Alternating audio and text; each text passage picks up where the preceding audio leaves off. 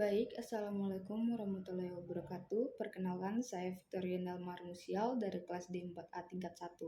Di sini saya akan menjelaskan tentang struktur sel baik normal maupun abnormal. Jadi yang pertama ada sel eritrosit.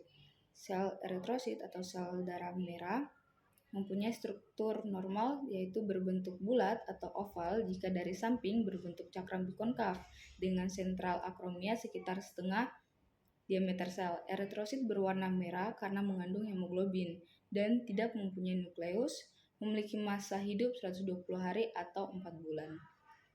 Struktur eritrosit yaitu eritrosit dibungkus oleh membran permukaan yaitu 2 lapis lipid yang ditunjang oleh suatu sitoskeleton yang mempertahankan bentuk bikonkav.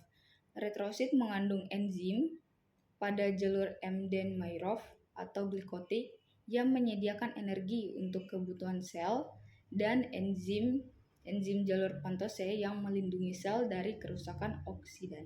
Selanjutnya, struktur atau bentuk sel eritrosit secara abnormal yaitu yang pertama ada mikrosit, yaitu sel eritrosit lebih kecil dari normalnya. Yang kedua ada makrosit, yaitu ukuran eritrosit yang lebih besar dari normalnya.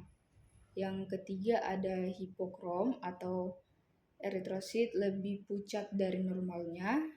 Yang keempat ada hipokromia, yang mana adanya sel-sel hipokrom.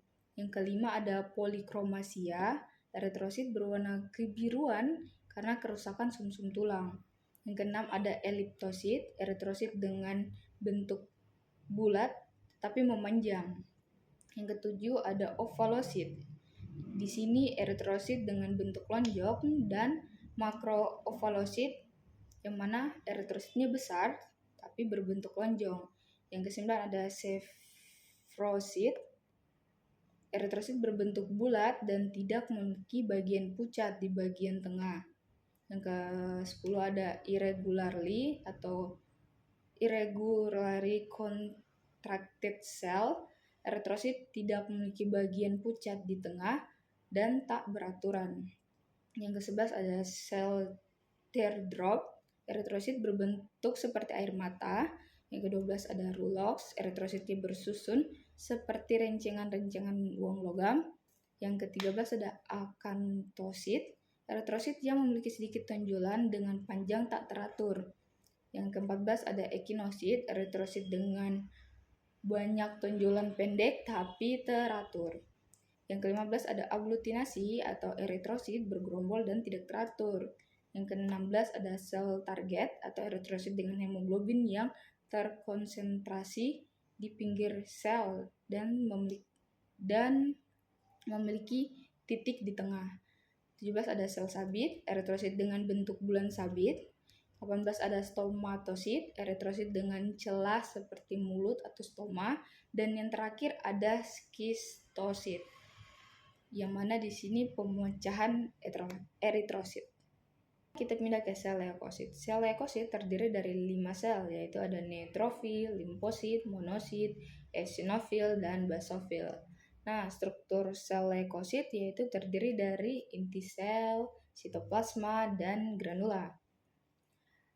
Adapun juga struktur-struktur abnormal dari sel leukosit, yaitu pada sel neutrofil, struktur abnormal itu pada hapusan darah yang kita akan dapat itu mungkin ada granula toksit, di mana di sini granula berwarna biru tua.